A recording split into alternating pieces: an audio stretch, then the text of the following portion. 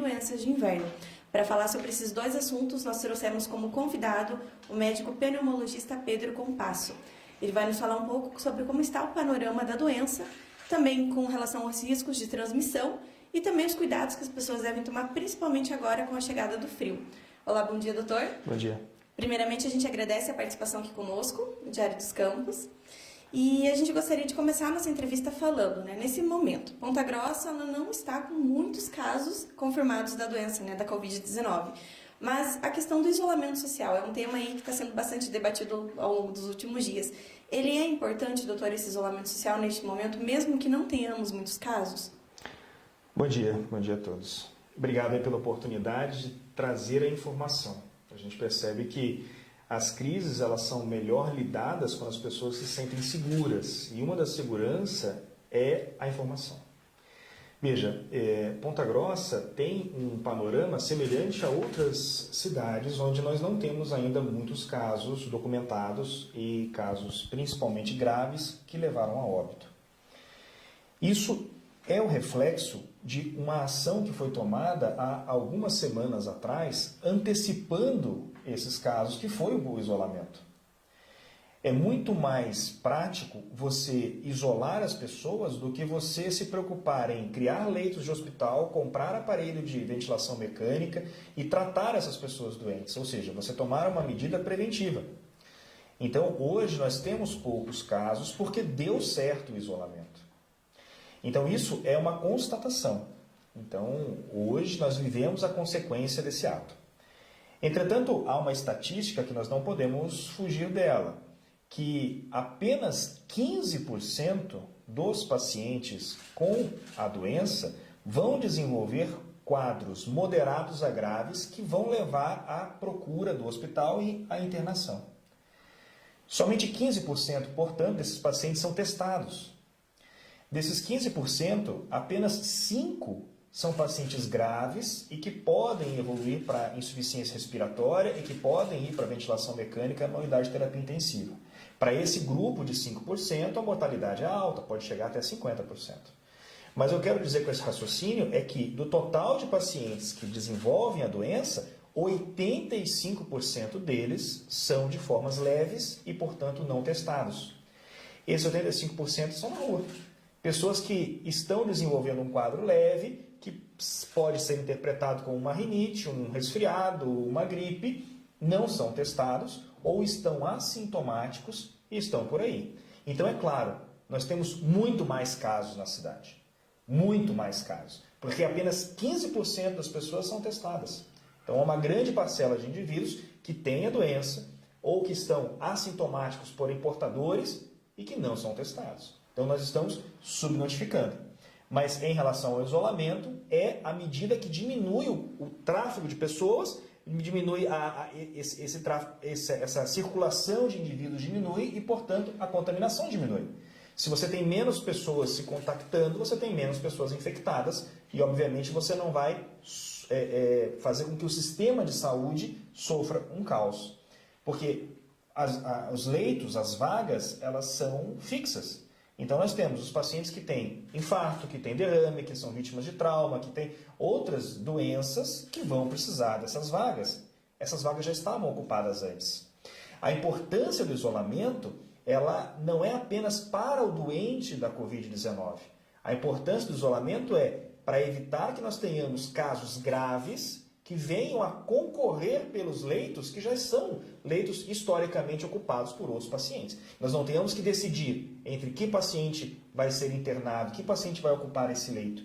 Então, criar o isolamento é uma medida pública para não se ter que passar por esse julgamento, que paciente internar, ou não ter que sair equipando hospitais de campanha, criando respiradores, porque são medidas que seriam curativas, medidas quando a doença já estivesse instalada. Então, sim, o isolamento funciona, o isolamento ele é importante para a contenção da doença e, claro, que na nossa cidade nós vivemos esse reflexo. Não é que aqui está tudo bem, não é que aqui não tem a doença. Não, aqui a doença ela foi melhor controlada, o seu início, o seu boom de casos foi melhor controlado porque o isolamento foi feito precocemente. A gente percebe, teve a reabertura aí do comércio na última semana e a gente viu grande aglomeração de pessoas nas ruas, principalmente filas em bancos, lotéricas, né? Essa questão, no sentido de muitas pessoas nas ruas, seria também a questão de uma orientação para que esse processo fosse no sentido de fechar esses estabelecimentos novamente, doutor, seria importante para que não houvesse essa aglomeração? Eu vejo que a gente passa por um limiar que é o da consciência. É claro que abrir ou fechar o comércio é uma decisão do nosso gestor. Eu entendo que nós não podemos falar sobre a realidade do outro, a gente pode falar só sobre a nossa própria realidade. Então, se você vier me perguntar se eu sou favorável ao isolamento enquanto médico, sim, minha preocupação é salvar vidas. Minha preocupação é que os pacientes não vão parar no hospital e eu tenha que tratá-los e no final 50% desses graves eu tenho que falar para a família, viu? O paciente que eu estava cuidando morreu. Então, na minha preocupação como médico, é esse o calçado que eu vou vestir. É esse o caminho que eu vou trilhar. Agora, para o empresário, para o autônomo, para o pai de família que precisa produzir, ele tem medo da doença. Ele tem medo de contrair a doença. Mas ele tem a responsabilidade de sustentar a família dele. Eu entendo que o gestor ele tem que ter esse equilíbrio e ele vai se basear, como o Ministério da Saúde preconiza, em vários elementos para criar esse julgamento. Quantidade de leitos disponíveis, quantidade de casos, o perfil epidemiológico da cidade, o perfil demográfico, como que é o meio de transporte, como que é a aglomeração, há setores que aglomeram mais, setores que aglomeram menos. Então, há uma série de estudos epidemiológicos e técnicos que vão embasar essa decisão. Então, como é feito em outros lugares, sim, o isolamento ele pode ser flexibilizado. Até diria que por sobrevivência de vários setores, para evitar que depois de uma crise na saúde nós tivéssemos uma crise e uma recessão econômica tão grave, onde as pessoas, em vez de morrer da doença, morreriam falidas ou morreriam de fome, então o isolamento ele deve ser flexibilizado, ao meu ver. O que não pode ser flexibilizado é a consciência das pessoas, é o respeito. As pessoas elas entendem essas duas informações. Nós temos bem poucos casos aqui, não morreu ninguém aqui, o nosso prefeito liberou que parte do comércio funcionasse, então vamos todo mundo para a rua. E aí as pessoas flexibilizam essa consciência, isso que é errado. O pai de família cuidar do sustento não é errado. O prefeito, ou o gestor, ou o governador, entender que criar uma flexibilidade no isolamento, permitir que haja uma alternância de serviços, é uma forma que, com embasamento técnico, foi criada para poder os setores continuarem funcionando. Só que as pessoas pegam isso, mais a quantidade de casos na região e entendem que está tudo bem. E daí elas perdem a consciência, perdem o respeito pelo seu semelhante. Porque a grande maioria dessas pessoas que está na rua, que aglomera no mercado, que aglomera na lotérica, que aglomera no comércio, que não usa máscara, que faz fila um grudado no outro, essas pessoas não têm respeito com aqueles que estão em casa com medo e sabendo que são um grupo de risco. Porque essas pessoas podem ser vetores.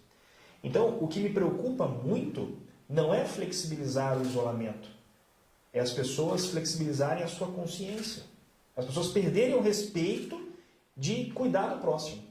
É isso que é o triste e é o que eu lamento profundamente. Talvez, sabendo que as pessoas não têm essa consciência, o gestor vai ter que atender a alguma solicitação judicial ou da sua própria organização, da sua gestão, e vai ter que voltar a fechar os comércios. E isso não porque a doença está fazendo com que isso seja necessário, porque as pessoas não estão tendo consciência de aproveitar essa situação e não estão fazendo como deve ser feito. E, doutor, assim, a previsão de pico da doença em Ponta Grossa, né? A gente percebe que com essa aglomeração e tudo mais, pode ser que aumentem os riscos aí de contaminação. Essa questão do pico da doença em Ponta Grossa, a gente consegue levar em consideração quando que vai acontecer? Essa é uma pergunta que ela vai acontecer em todos os nichos epidemiológicos, né? Então, a gente já viu, né, várias previsões no mundo, no Brasil e em vários estados. Algumas se configuraram e outras furaram severamente. Veja, é muito difícil você estabelecer o pico da doença se você não tem teste para todo mundo. Se você só faz teste em paciente internado e grave, você já está hoje subnotificando. Então, a curva que nós fazemos hoje é baseada nos pacientes confirmados, mas é um número que não representa a verdade. Nós vamos ter muito mais casos do que efetivamente nós estamos contando. Então, talvez a nossa curva já esteja em ascendente há muito mais tempo. Então, essa é uma informação. E a outra informação é que cada lugar, como é uma doença nova, e há vários fatores que contribuem para que a doença se desenvolva, seja concentração de pessoas, seja circulação de pessoas, seja faixa etária desses indivíduos, seja as doenças prévias desses indivíduos. Então, é como nós considerarmos a faixa etária média dos pacientes da Itália e a faixa etária dos pacientes de Manaus. A qualidade imunológica dos pacientes de São Paulo e a qualidade imunológica dos pacientes do Rio Grande do Sul. Então, não tem como a gente comparar. Então, cada lugar vai ter uma curva epidemiológica dessa doença, isso é um fato. Porém, a previsão nós não podemos fazer, porque nós não temos um histórico dessa doença.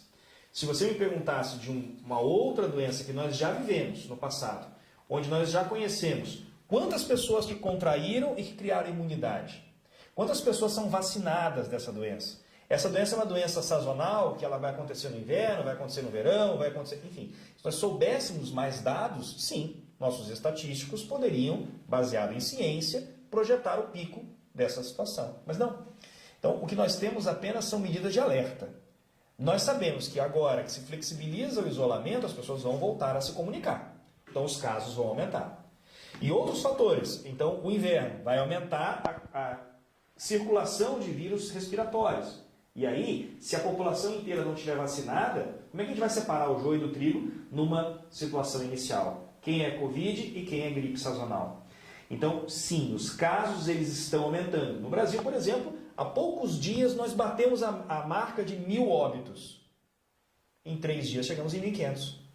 Então, é claro que a quantidade de casos de óbitos está aumentando dia a dia, claro. Mas esse pico não há como prever, porque há fatores epidemiológicos de cada região que tornam isso impossível de fazer. Ou seja, vai ser retrospectivo. Cada lugar vai viver a sua realidade e daqui a alguns meses nós vamos falar. Esse foi o pico. A curva da doença em Ponta Grossa foi essa.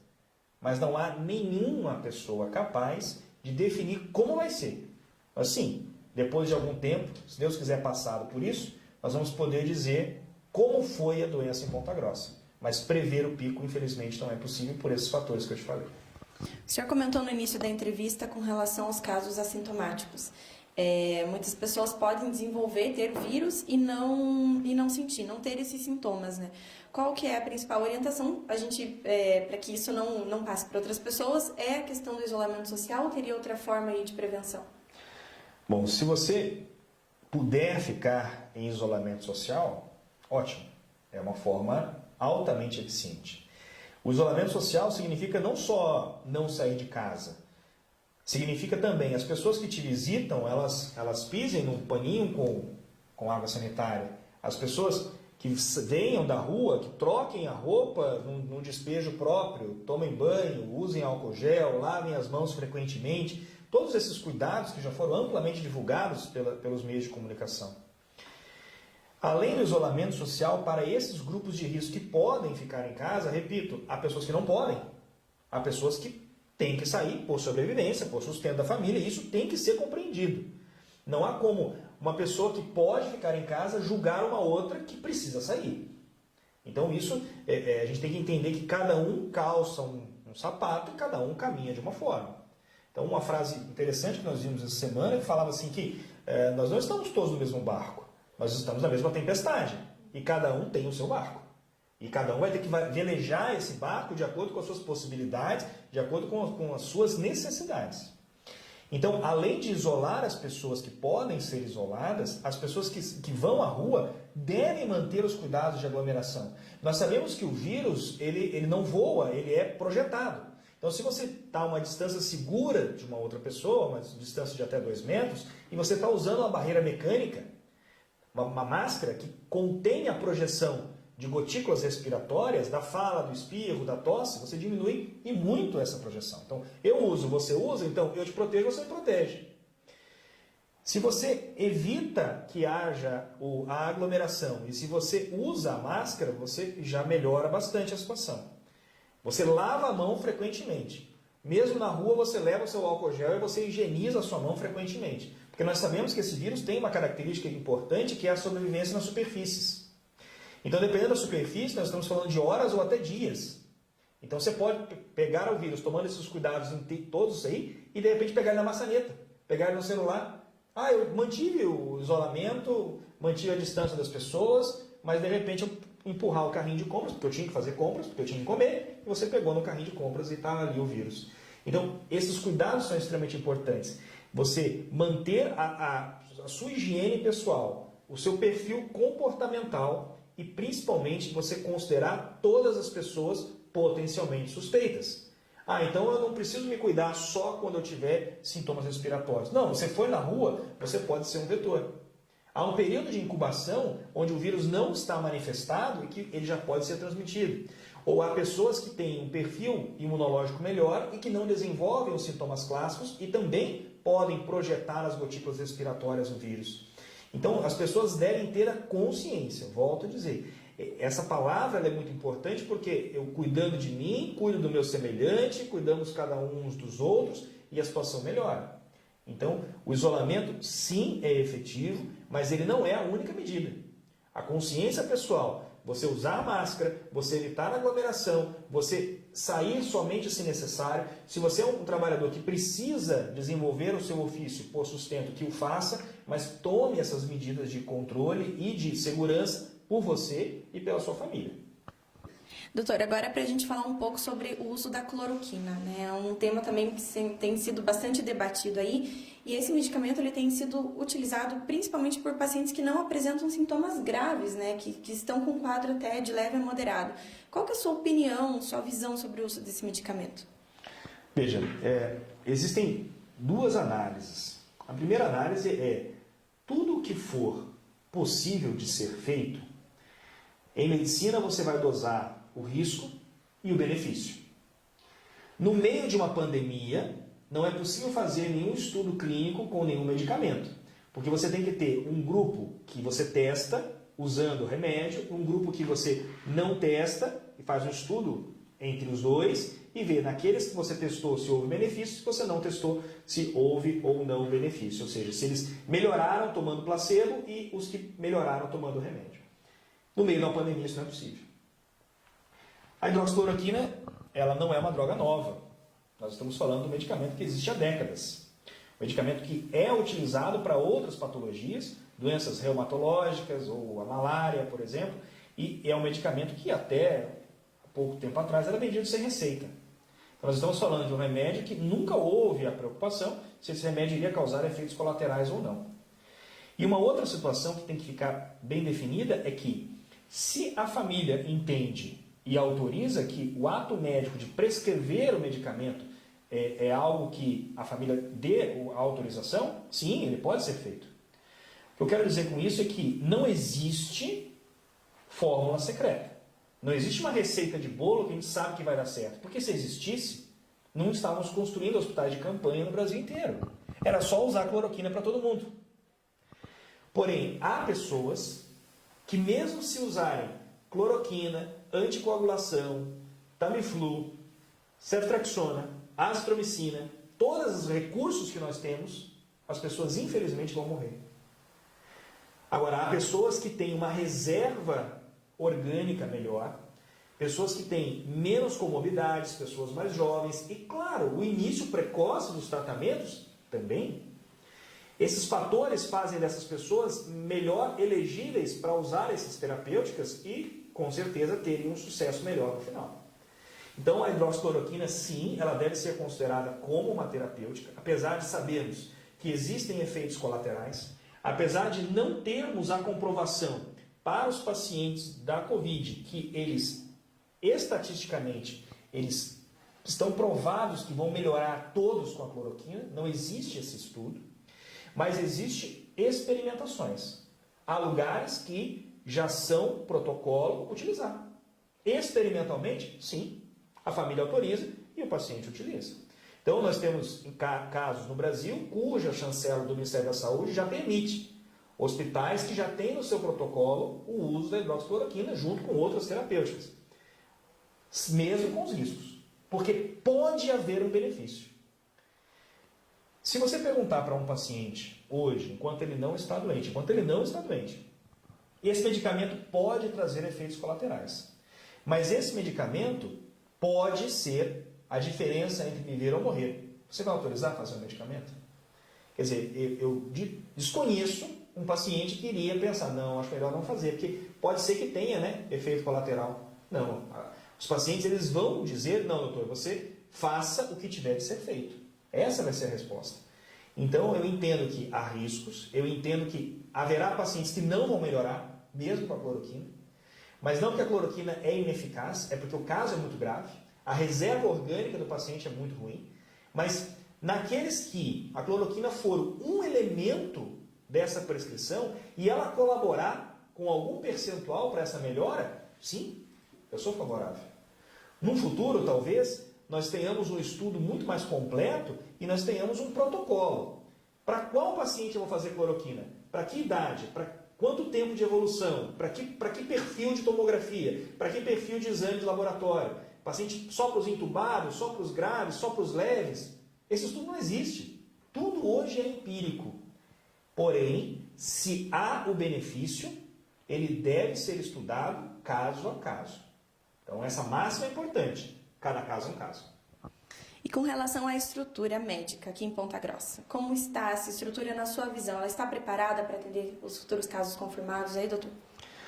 Veja, eu sou médico do Hospital Bom Jesus, sou professor da UEPG, tenho trabalho no Hospital Regional e participo das reuniões que envolvem todas as lideranças hospitalares e a Secretaria Estadual e Municipal de Saúde. O que eu vejo é que há todo um preparo para que, dentro das possibilidades hospitalares, e principalmente por fluxo, é tão importante quanto ter leitos e ter equipamentos, é termos o fluxo estabelecido para os pacientes. Então, se hoje nós direcionamos uma unidade de pronto atendimento, que é a UPA de Santa Paula, para receber todos esses pacientes, os que não têm convênio, os que não têm condições particulares, eles todos são drenados para lá, para esse primeiro atendimento. Existe uma unidade de referência, que é uma tenda fora do hospital regional, que é referência para receber esses pacientes cuja forte suspeita clínica aconteceu em Ponta Grossa e na região, porque é o hospital é regional. Daí esses pacientes, eles seriam dessas unidades regionais ou da UPA, eles seriam encaminhados para o hospital regional, que seria no primeiro momento o hospital de referência para essa triagem e esses internamentos. Porém, cada hospital conveniado da cidade, seja conveniado SUS ou não, por exemplo, a Unimed não tem SUS, o Hospital Bom Jesus, a Santa Casa, eles têm SUS. Então, independente do hospital ter ou não ter convênio com o SUS, cada um desses hospitais se preparou. Então, existem fluxos internos, áreas restritas onde os pacientes são atendidos. Cada hospital tem um protocolo de terapêutica e há leitos que já são exclusivos para os pacientes da Covid. Se isso vai ser suficiente ou não, ainda não sabemos. Daí a nossa angústia para que as pessoas façam o mínimo, que é terem consciência, que é terem respeito, que é entenderem que enquanto elas estão no mercado festando, enquanto elas estão no comércio achando que está tudo bem, a pai e mãe de família que sai de casa, que está se arriscando, que está trabalhando no hospital, é um técnico de enfermagem, é um técnico de radiologia, é uma senhorinha da limpeza, que vai entrar naquele quarto onde tem um paciente com coronavírus, vai ter que limpar aquele leito, vai ter que limpar aquele quarto, vai ter que retirar os aventais que estão contaminados. Essa senhora tem filhos, tem netos, ela merece respeito. Então, a estrutura ela é a melhor possível. O governo estadual, o governo municipal e cada hospital, na sua peculiaridade, já criou protocolos, já criou leitos, fez brotar leitos. Há um esforço coletivo de todas as unidades hospitalares para esperarmos essa pandemia chegar no auge. Se ela não chegar, somos abençoados, graças a Deus. Mas se ela chegar, nós vamos ter que passar pela situação de ver as pessoas morrendo. Os nossos pacientes vão morrer. Os parentes de alguém, pai de alguém, mãe de alguém, irmão de alguém, filho de alguém, vai morrer. É inevitável. A mortalidade nos casos graves é muito alta. Então, o que nós batemos sempre na mesma tecla é que as pessoas não esperem chegar nisso para acreditar que a doença é real. Eu sei que na mídia tem muita especulação, eu sei que tem muito aproveitamento político, eu sei que tem muitos viés ideológicos, enfim, mas eu quero que as pessoas entendam o que eu, médico, tecnicamente estou falando. Não queiram lidar com a morte. É muito triste uma pessoa morrer. E é muito triste a pessoa morrer de uma morte que poderia ter sido evitada se as pessoas tivessem consciência. A gente já falou sobre previsão, também sobre a questão da prevenção, os casos, e agora a gente caminha para o terceiro bloco da entrevista, que são os sintomas, né, falando. E a questão dos sintomas mesmos. Muitas pessoas dizem que um tipo de sintoma já é alarmante, que já tem que ficar preocupado. O que o senhor destacaria aí, que seriam 3 principais tipos de sintomas aí para a doença, né? Sim. Até por questão de fluxo e de triagem, e por estatística, sabemos que 85% das pessoas vão desenvolver formas muito leves. Essas formas muito leves, elas não vão levar a uma necessidade de procura de atendimento hospitalar.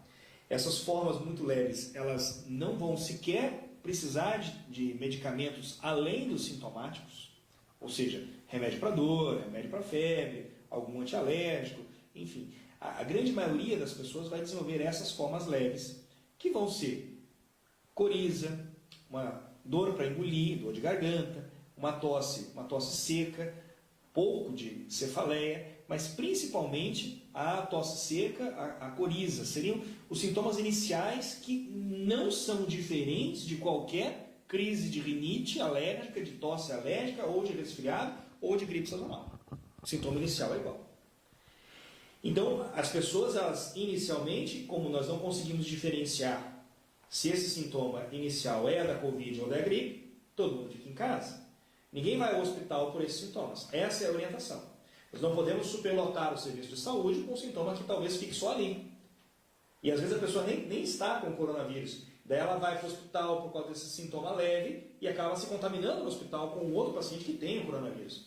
Então, esses sintomas leves, que são indistintos de outras doenças virais do aparelho respiratório, esses sintomas leves, eles devem ser considerados como tratar em casa e com remédios para os sintomas, apenas sintomáticos.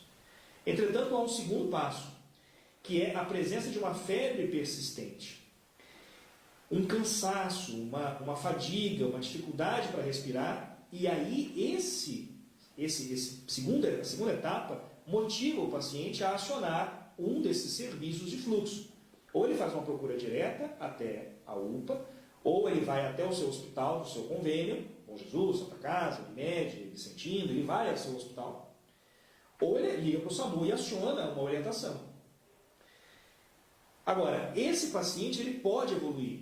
Se ele chegar até o hospital A, B ou C, ele vai ser examinado, vão ser feitos exames, ele vai ser atendido, ele pode ser orientado dali a ir para casa ou dali a ficar internado. Então esse é o segundo grupo de pacientes, que representam aí as formas que nós chamamos de leves a moderadas, que desse total de 15% de pacientes que levam ao atendimento, vão representar 10 desses 15%. E o terceiro grupo é aquele que tem a insuficiência respiratória. Esse paciente que está numa emergência, ele precisa ser atendido rapidamente, porque ele não consegue manter um padrão respiratório competente para a sua própria sobrevivência. Esse é o grupo de formas graves. Esse paciente sempre internam. E alguns desses pacientes, só o suporte de oxigênio e o medicamento não é suficiente. Eles precisam ir para uma unidade de terapia intensiva e usar um respirador, usar a ventilação mecânica. Então é importante as pessoas conhecerem o fluxo e conhecerem a magnitude de cada situação. Então, as formas leves, que são a maioria, os pacientes ficam em casa.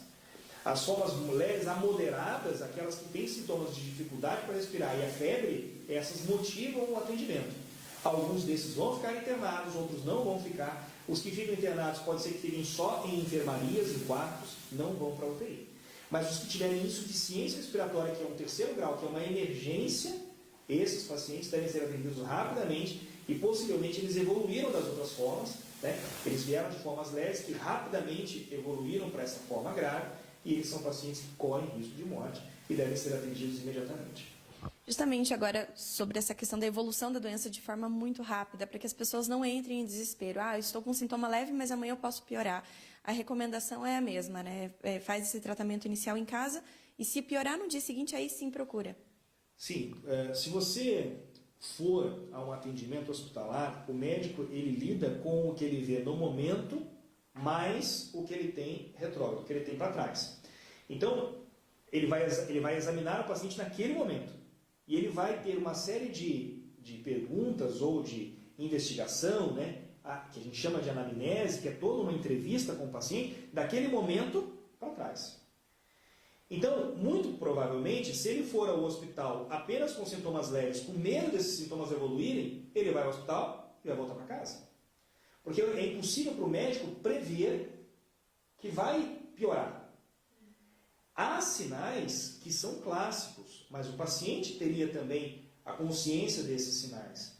Então, uma forma leve, ela passa a dar preocupação quando ela tem uma febre persistente, quando ela tem uma dificuldade para respirar.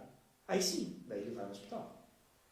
Agora, se o paciente está coriza, coceirinha na garganta, aquela tosse seca, irritativa, antes do coronavírus ele nem tomava remédio para isso. Tomava um chá, que a avó dava e pronto. Chupava uma pastilha Vic e pronto.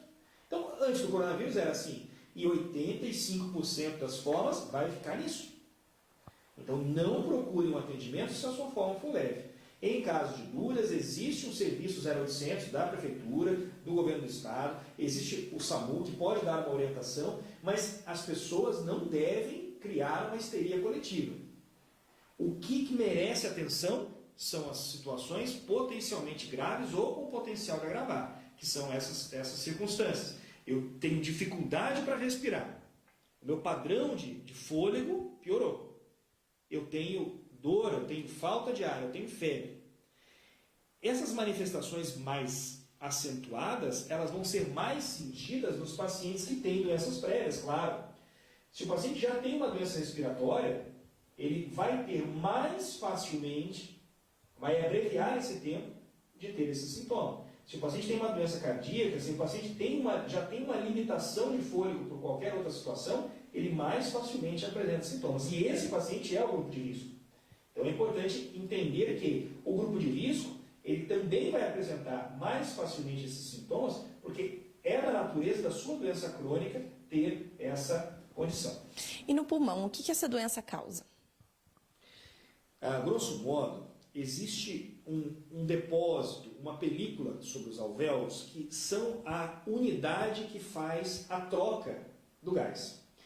Então, o pulmão ele tem quilômetros quadrados de alvéolos. É uma estrutura como um labirinto onde o sangue passa de um lado e o ar está do outro lado. Uma fina camada, com um papel de seda, permite que nós possamos captar o oxigênio desse ar que a gente respira, que vai para o sangue. E esse sangue vai passando por ali e ele vai devolvendo o gás carbônico ali por essa película e a gente consegue expirar esse gás carbônico. Essa é a mecânica normal da respiração. Há depósitos que esse vírus vai causar numa evolução desfavorável e aí vão ter marcadores inflamatórios que os médicos vão se basear. Nós vamos nos basear na ferritina, no fibrinogênio, na proteína C reativa. São elementos que no sangue nós já identificamos a presença deles e a imagem radiológica também, de tomografia, nos dá essa análise visual que, na prática, uma película vai recobrir esta fina camada do alvéolo. Haverá um impedimento para a passagem desse oxigênio. Então, a pessoa vai respirar, mas vai sentir que está faltando ar. Ela vai respirar e vai sentir que o oxigênio não está sendo captado. Ela vai respirar e o oxigênio não vai chegar ao seu destino, seja no cérebro, seja no próprio coração, seja nos músculos. Então, um coração que já tem doença coronariana, se faltar oxigênio nesse sangue, essa coronária que já é deficiente vai aumentar a chance de infarto. Um cérebro que já tem uma doença vascular, uma pessoa que já tem problemas de irrigação cerebral, isquemias cerebrais, mais facilmente pode sofrer um AVC por isquemia, por falta de oxigênio. Então, o pulmão, ele age como um receptor desse oxigênio e um filtrador desse oxigênio. E o sangue leva e distribui para todo mundo. Só que esta camada, ela fica espessa, ela fica recoberta por como se fosse um papel por cima dela. Então, esse véu que fica por cima da película de absorção do oxigênio impede a absorção do oxigênio. E aí o desfecho é muito rápido e a evolução é desfavorável se nós não atendermos esse paciente rapidamente. Porque daí a pessoa não consegue ter o mínimo de suas funções vitais garantidas porque ela não tem oxigênio. O oxigênio é o combustível para isso. Doutor, e com relação às mortes, o senhor comentou lá no início da entrevista sobre que a gente não tem um pico, né, para a evolução da doença. Mas, consequentemente, assim, se aumentarmos os casos da doença, a gente vai aumentar o número de mortes também? Sim, é uma projeção estatística. Né? Hoje nós temos a questão da subnotificação, mas nós vamos manter sempre essa proporção. De acordo com o que nós já estudamos no mundo, em média, nós vamos ter apenas, entre aspas, apenas 5% de pacientes vão vir a óbito. Para a família desse paciente, foi 100%. Por isso que eu falei apenas entre aspas. Mas a gente sabe que apenas 5% do total dos pacientes que desenvolvam ou que contraiam o coronavírus, apenas 5% vai vir a óbito. Se nós tivermos uma casuística muito maior, se hoje nós temos 6 casos, se nós tivermos 600 casos, é de se esperar que 5% desses casos venham a óbito. Então, a projeção ela é matemática. Isso a gente consegue fazer. A gente não consegue precisar se no dia 22 de maio a gente vai ter o pico. Não, isso não dá para fazer. Isso não dá. Mas uma matemática clara. Se eu tiver 1000 casos, eu vou ter 5% desses 1000 casos de óbito. Isso é uma estatística bem estabelecida. Então, essa projeção é possível. Então, se o governo do Paraná estima que nós vamos ter no nosso estado 30.000 casos, é uma estatística que eles estão divulgando e estudando, nós podemos esperar que, seguindo essa média nacional e até mundial, com algumas peculiaridades de cada região, nós vamos ter 5% de óbitos desses 30.000 casos. É muita gente. Gente mesmo. Doutor, para finalizar, agora com a chegada do frio, muitas pessoas acabam pegando gripe, resfriado, para que, a gente já falou dos sintomas, mas para reforçar, né, para que as pessoas não confundam e não achem que estão com o coronavírus, né, não foram contaminados com o vírus, quais são as principais orientações, né, que não confundam doenças de inverno, gripe, resfriado, com a Covid? A questão é que o inverno, por comportamento, faz com que as pessoas se aglomerem mais por causa do frio. As pessoas andam de ônibus com janela fechada, as pessoas ficam mais juntinhas. Então, o inverno aumenta a comunicação interpessoal. Infelizmente, a Covid ela precisa das gotículas respiratórias ou das secreções de vias aéreas como um veículo para se projetar nas superfícies, na mão ou no outro indivíduo, que vai levar isso até as suas mucosas. Se no inverno eu tenho mais rinite, eu tenho mais líquido, eu tenho mais combustível. Se no inverno eu tenho mais resfriado, as pessoas tossem mais, as pessoas espirram mais. Então, no inverno, eu vou ter mais facilitadores para os casos do coronavírus. Porque as pessoas vão espirrar mais. Então, elas vão projetar mais o vírus. As pessoas vão tossir mais. As pessoas vão ter mais coriza, vão ter mais secreção, por conta das enfermidades do inverno. Então, nós teríamos mais veículos de disseminação do coronavírus. O que nós temos que atentar é que, invariavelmente, os casos no inverno eles aumentam de todas as doenças respiratórias e de projeção de gotículas respiratórias em razão dessa concentração de casos. Então, é como se nós tivéssemos um catalisador, algo que facilitasse que o coronavírus se desenvolvesse. Não é que o coronavírus vai ser apenas uma doença de inverno. Há países no mundo que estão no verão, como nós estávamos no início da doença, e que houve a projeção e a contaminação. Mas o comportamento dos indivíduos e os facilitadores que são as pessoas com mais projeção de gotículas, seja por rinite, resfriado, gripe, vai fazer com que, ao final, nós tenhamos, no período dessa estação, mais casos do coronavírus. A orientação é a mesma. Se eu tiver com sintomas respiratórios leves, é indistinto o diagnóstico e é indistinto o tratamento. Tratamos os sintomas. Porque no inverno, meu Deus, agora estou com sintoma respiratório, então eu não sei se é gripe, se é resfriado, se é coronavírus, eu vou no hospital. Não vai no hospital. Você tem como ter um atendimento no 0800 da prefeitura, você tem como seguir essas orientações que nós temos, conversar com o seu próprio médico por WhatsApp, por telemedicina, ligue para ele, enfim. Você tem como ter a informação. Então, siga essa instrução. Se você tem sintomas leves, não precisa matar a curiosidade, né? Se é coronavírus, se é gripe, se é resfriado. Se tem sintomas leves, fique em casa e trate os sintomas. Redobre os cuidados de contaminação. Então, se você tem sintomas leves e puder não ir trabalhar, puder usar máscara e deve usar máscara, melhor dizendo, mas puder fazer o isolamento social, isso é importante para proteger as demais pessoas. Se os sintomas vierem a piorar negativamente, aí é um sinal de alerta, independente se está no inverno ou não. Então a orientação é a mesma. A verdade é que no inverno, invariavelmente, os casos vão aumentar. Por comportamento social e porque as enfermidades do inverno são catalisadoras. Elas aumentam a produção de secreções, espirro e tosse, e as pessoas, com isso, elas têm mais formas de catalisarem essa doença e liberarem esse vírus para outros indivíduos e para superfícies. Maravilha. Doutor, se me permite agora, ao longo da nossa entrevista, surgiram algumas perguntas aí dos nossos seguidores, se a gente puder esclarecer algumas delas. Deixa eu pegar aqui. Bom, a primeira pergunta é da Thaís Camargo. Ela pergunta assim, como diferenciar a falta de ar causada pela ansiedade com o sintoma do novo coronavírus? Isso é muito difícil. Nesse caso, nós não podemos correr o risco. Se o paciente identifica falta de ar como um sintoma relevante, é algo que está trazendo um desconforto, eu não correria o risco de acreditar que essa falta de ar é só ansiedade e deixar essa pessoa em casa. Falta de ar é uma senha, é a palavra mágica. Falta de ar significa que você precisa ser atendida.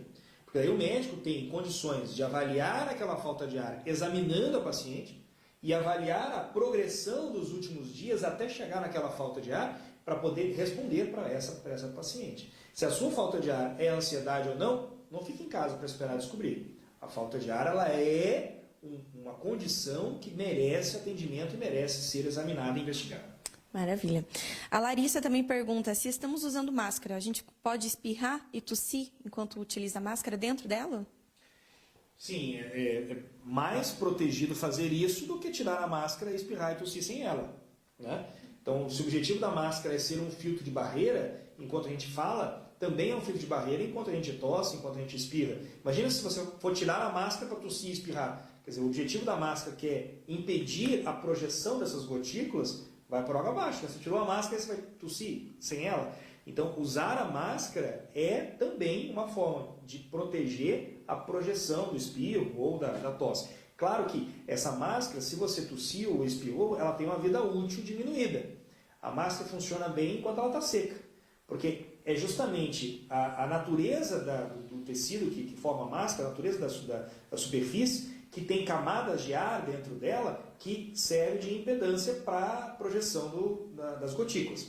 Se você molhar essa máscara, ou seja, se você ficar o dia inteiro falando ali, ou se você tossir, ou se você espirrar, a vida útil dela diminui, porque daí você faz com que essas camadas de ar sejam preenchidas pela saliva, ou também preenchidas por essas gotículas, e diminui a vida útil, daí deve trocar a máscara. Então, se você está resfriado, você está tossindo e espirrando o dia inteiro, você tem que trocar a máscara muito mais vezes. E aí você deve, claro, enrolar a máscara, colocar no saquinho e despejar no lixo, né? Você não vai tirar essa máscara e deixar em qualquer lugar. Legal. O Walter também pergunta, a Covid ela é identificada via exame de tomografia. Como está a estrutura, né, desses aparelhos aqui na cidade? Veja, não é só o exame de tomografia, né? A tomografia ela é um elemento radiológico que tem uma imagem clássica que, somada à história do paciente, somada à projeção dos sintomas desse paciente dos últimos dias, nos dá esse diagnóstico fechado. A tomografia é um elemento valiosíssimo para essa análise. Hoje, os hospitais que eu citei, todos eles dispõem de um aparelho de tomografia para fazer o exame. Então, hoje a gente não vive o desespero de precisarmos de tomografia nos hospitais para fazer os diagnósticos e não termos tomografia. Todos esses hospitais que eu já citei hoje, eles têm tomografia. Então, só que a tomografia ela é um exame dinâmico. Ela vai nos dar uma imagem daquele dia. O que não quer dizer que dali 3 dias a imagem vai ser pior ou vai ser melhor. Então, como eu falei, é apenas um elemento, uma ferramenta muito poderosa, mas ela é uma análise do dia e do momento que faz. Às vezes o paciente interna, faz uma tomografia e ela tem um bom padrão. Mas clinicamente, o médico entendeu que aquele paciente precisava ficar internado por outros elementos que não a tomografia. E ele ficou internado baseado em outros elementos que o médico entendeu como importantes, e dali 3 dias ele repete a tomografia e o padrão mudou completamente. Então, ela não é o único elemento. Isso é importante. As pessoas, mas poxa, se eu fui atendido, fui lá no hospital regional, fui no municipal, fui lá no Bom Jesus, e não fizeram uma tomografia. Não é o único exame, o único elemento. É uma ferramenta poderosa que faz parte de um conjunto. O Aldinã também fala assim: meu pai tem câncer de pulmão e efizema e também realiza quimioterapia. Quais os principais cuidados que ele precisa tomar? O pai dessa pessoa, infelizmente, ele é um grupo super de risco. Ele tem uma doença ventilatória obstrutiva, né? Uma doença ventilatória que faz com que circule de forma muito ineficaz o ar dentro dos pulmões, que é o enfisema. Ele tem uma doença de debilidade imunológica, que é o câncer. E dependendo da idade que esse paciente tenha, passa a ser um outro elemento de gravidade. E talvez outras comorbidades que ele nem colocou como relevantes também existam. Se ele é um paciente com enfisema de muitos anos, possivelmente é porque fumou. E daí eu vou ter doenças cardiocirculatórias relacionadas ao cigarro também. Então, esse paciente, infelizmente, ele é um grupo super de risco, porque ele tem muitos elementos de gravidade. Então, o pai dele deve tomar cuidado, sim, mas todo mundo em volta do pai dele também, porque possivelmente o pai dele não está saindo na rua, possivelmente o pai dele está quietinho em casa, o pai dele está sendo tratado pelos seus médicos, mas está quietinho. As pessoas que vão na rua é que tem que tomar o cuidado de preservar o indivíduo mais comprometido. O indivíduo mais frágil, ele deve ser tratado com muito cuidado e respeito, porque infelizmente quem sai na rua pode estar sendo vetor para esse paciente que estava teoricamente protegido em casa. E por fim, nós temos a pergunta da Maria Priscila Nabosny. Ela pergunta assim: por que em Ponta Grossa temos poucos casos? O que explica isso? A gente falou no começo da entrevista que a quantidade de casos ela é documentada pelo número de testes positivos que são feitos. Existem 2 elementos. Há testes que vão ser feitos, segundo o protocolo, pelo esfregaço, pelo swab da via aérea, né, seja nariz ou seja orofaringe, que podem dar até 35% de falsos negativos. Então eu tenho pacientes testados que deram negativo, mas a acurácia desse teste, a eficiência desse teste é de 65%.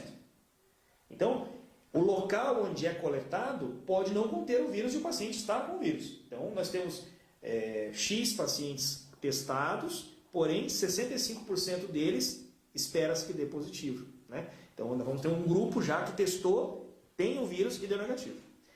E nós testamos apenas 15% do total de pacientes que têm a doença. 85% dos pacientes não são testados. Isso em Ponta Grossa ou geral, doutor? Não, essa é a recomendação do Ministério da Saúde. Hoje nós estamos começando a ter maior disponibilidade dos testes. Então hoje nós estamos viabilizando através do governo que os testes sejam adquiridos. Laboratórios particulares estão adquirindo os testes. Nós estamos aumentando a capacidade de testagem. Mas enquanto os testes ainda estão restritos, só são testados 15% dos indivíduos.